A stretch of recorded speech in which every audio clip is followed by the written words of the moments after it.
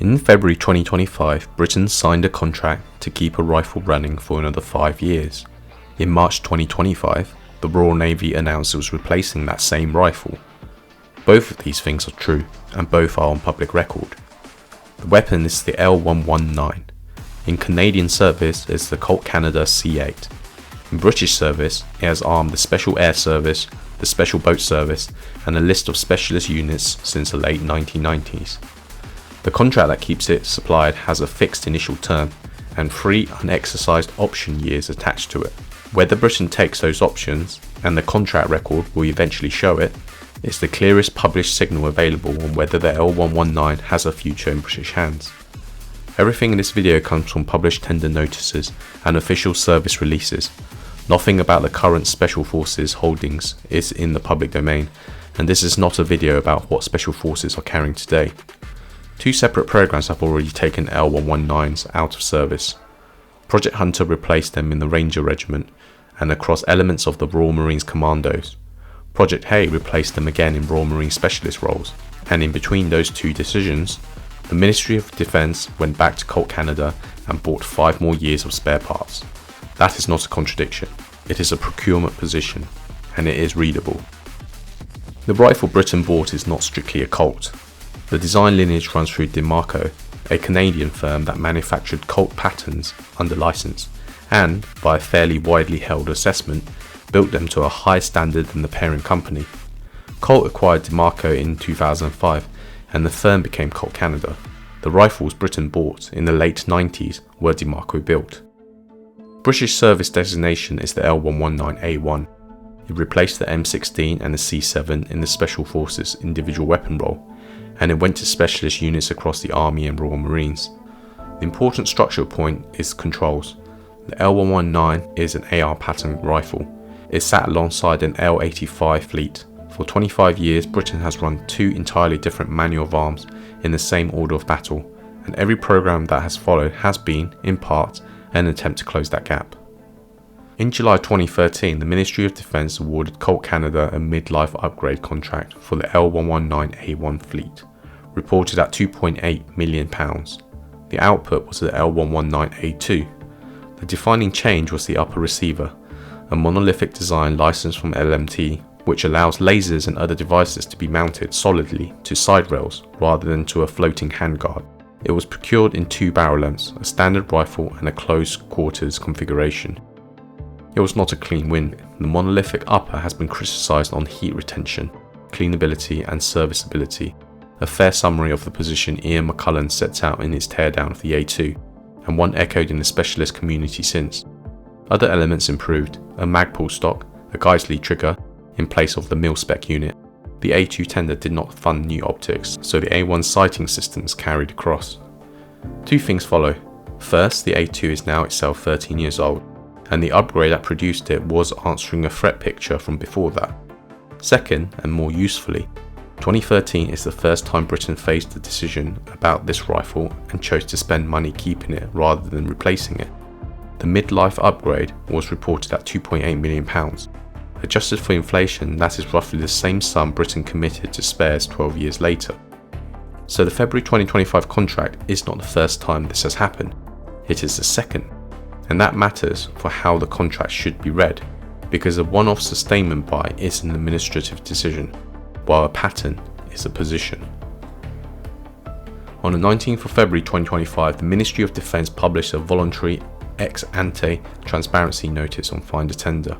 Its subject, the supply of C8 rifle spares, contract reference IRM24/7683, value, excluding VAT, £4 million, 2 years plus 3 one-year options. On the 29th of July 2025, the award notice followed, confirming the contract had gone to Colt Canada Corporation. 3 details in that notice do the work. First, it was not competed. The award was made without prior publication under Regulation 16(1)(a)(2) of the Defence and Security Public Contracts Regulations, the technical reasons exemption. The Ministry's justification is that Colt Canada holds the niche expertise, technical know-how and specific experience required, and that Colt's manufacturing has appointed Colt Canada as the sole distributor of C8 platform spares in the United Kingdom, with the technical specifications held exclusively and not shared with third parties. That is a statement about lock-in. Britain cannot source these parts elsewhere and has said so in writing, not because of a preference and not because of a relationship, because the drawings sit with one company in another country and there's no legal route around them. Second, the option structure. 2 years firm, then 3 single years. If the options are exercised in full, Britain is supplied into 2030. If they are not, the supply position ends 2 years after it started. Third, Babcock Land Defence is acting as the ministry's agent on the procurement. That places the L119 inside a managed support arrangement rather than a direct program office relationship, which is what a platform in sustainment looks like, not one in growth. Taken on its own, none of that is remarkable. Militaries buy spares for aging equipment constantly. A £4 million sustainment contract for a 25-year-old rifle is an unremarkable line in an unremarkable year. It only becomes strange when you know what else Britain had already decided. Between 2023 and 2025, the L119's user base was cut from 2 directions. Project Hunter ran a 2-year competition for an alternative individual weapon comprising the rifle, a signature reduction system, and an optics system. It selected a Knight's Armament KS1, designated L403A1, over reported competition including the HK416A5, the SIG Spear LT, the Daniel Defence M4, Glock's GR115F. Procurement runs through Edgar Brothers with a contract reported at £90 million for up to 10,000 rifles over a decade. An initial order of 1,620 systems was placed at around £15 million, with first deliveries before the end of 2023. The AIW replaced both the L85 and L119 in Ranger Regiments and in elements of the Royal Marines Commandos. Project Hunter is named for Corporal Thomas Hunter, VC, killed at Lake Comacchio in 1945. Project Hay followed. On the 8th of March 2025, the Royal Navy announced the purchase of more than 1,500 SIG MCX rifles enabled by Edgar Brothers and as part of a £6 million investment in the Commando Force. The Navy's own wording is explicit. The rifles replace those produced by Colt Canada and are intended for specialist counter-terrorism roles with the littoral response groups. So Hunter took the general issue role. Hay took the specialist maritime counter-terrorism role. Both explicitly displaced Colt Canada rifles. Both were decided before the February 2025 notice was published. Britain knew it was replacing this rifle. It bought 5 more years of parts anyway. Hunter covered the Rangers and elements of the Commandos. Hay covered Royal Marines Specialist Counter-Terrorism. Neither of those is United Kingdom Special Forces proper. There is no published programme replacing the L119 in UK Special Forces service. Nor is Project Greyburn the answer. Greyburn addresses the General Service Rifle, roughly 170,000 weapons, on a contract window running from April 2028 to March 2045. It is a different scale of problem, and it does not obviously scale down to a several thousand rifle specialist requirement with different barrel lengths, different suppressors, and different optics. One claim needs dealing with before going further, because it has been repeated often enough to be treated as settled. There is a claim in wide circulation that the SIG Spear LT is the next Special Air Service rifle. It traces to a firearms video published in September 2022 whose title described it that way. No sourcing was offered for that description. It also predates the Project Hunter decision by a year, and when Hunter concluded, the Spear LT was one of the rifles that lost to the KS1. Part of the reason that claim spread is that SIG has given 2 entirely different rifles almost the same name, and a great deal of confident commentary has run the 2 together. They are 2 rifles. There's a big one and a small one, and Britain bought the small one. The big one is the MCX Spear. That was SIG's next generation squad weapon entry, chambered in .277 Fury, running SR-25 pattern magazines, and it became the American XM7. Britain has not bought it and is not competing it.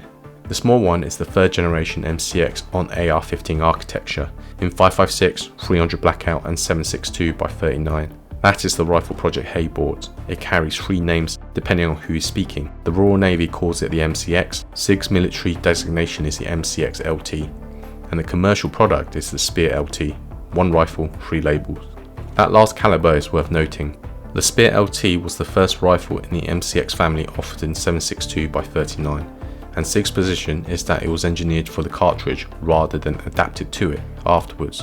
Whether that had any bearing on the Royal Navy's decision is not something the announcement addresses, and it would be inference to say otherwise. Separately from the 2022 video, there's a second claim. that United Kingdom Special Forces took the rifle in small numbers after Hunter closed, supplementing the L119A2 rather than replacing anything. Specific barrel lengths and calibers are quoted. Photographs are offered as the proof. Traceback that claim rests on a single set of photographs circulated on social media in early 2024, and one commentator's reading of them. It is not a body of reporting, it is one source repeated until it sounded like several. None of it is on the contract record. No notice, no parliamentary answer, no service release. And this is where the naming stops being pedantry. The rifle Britain bought for the Royal Marines under Project A is the same weapon. In the raid film, 42 Commando are carrying them, while 40 Commando carry the KS-1. So a photograph of a British serviceman holding one is not on its own evidence of anything beyond the programme that was announced publicly in March 2025. The photographs are real, they do not show what they are said to show. So the specialist position is this: Britain has bought spares with options running into 2030. He has 2 AR pattern platforms already in service and already paid for, and he has said nothing on the record either way. 3 readings are available and the published record supports all of them. 1. Sustainment to run out. This is the dullest reading and probably the most common outcome in defence procurement. The options are exercised, the L119 is supplied into 2030 and the platform is retired as holdings degrade rather than by any programme decision. Everything about the February 2025 notice fits this. A £4 million spares contract is not a fleet renewal. It is a figure that keeps existing rifles serviceable, not one that buys many new ones. Routing it through Babcock as agent rather than a dedicated programme offers is what sustainment looks like administratively, and the option structure itself is a hedge. 2 years firm commits Britain to very little, while 3-year single options let it extend in small increments without ever making a decision that has to be defended. It is also worth saying that the L119A2 is not obsolete. It is a modern AR pattern rifle upgraded in 2013 in a caliber Britain is not leaving. Nothing about it forces a replacement date. Weapons in this position tend to fade rather than end. 2. Consolidation onto an existing platform. Britain has already bought the KS-1 through Hunter and the MCX through Hay. Both are AR pattern. Both are supplied into the United Kingdom through Edgar Brothers. Neither requires a new competition, a new trial or a new set of optics and suppressors. That reading is stronger than it first appears. The MCX bought under Hay is available in short barrel lengths and in 300 blackout, which is precisely the close quarters suppressed niche the short L119 configuration occupies. Britain does not need to find a replacement for that role. He has already paid for one for a different customer. The cheapest replacement for the L119 is a rifle Britain already owns. 3. A separate specialist requirement. Nothing on record indicates one, but this is the reading the record is least equipped to rule out, and it should not be dismissed simply because it is invisible. United Kingdom Special Forces procurement is not routinely published. Requirements can be met through urgent operational requirements, through classified lines or through framework arrangements that never surface as a named project. Project Hunter itself was competed and announced, but Hunter was an Army and Royal Marines programme, and the fact that one procurement was visible does not mean the adjacent one would be. There's also a capability argument for it. The specialist requirement is genuinely different: shorter barrels, integrated suppression, a different optic standards, and caliber flexibility that the general service fleet does not need. A program built around 170,000 rifles is not shaped to answer that, and neither Hunter nor Hay was scoped to. The absence of a notice is weak evidence. It is not no evidence, but it is weak. The February 2025 notice does not settle which of those is happening. What it does is put a boundary on it. 2 years firm, 3 years optional, and a supply position that cannot quietly extend past 2030 without someone signing something. Britain has run the L119 for a quarter of a century, upgraded it once at its own expense, and replaced it twice in units that are not the ones that adopted it at first. Then it bought 5 more years of parts for it. The contract keeping it supplied has 3 unexcised options years attached. Those options are the only published thing that will show, one way or the other, what Britain intends.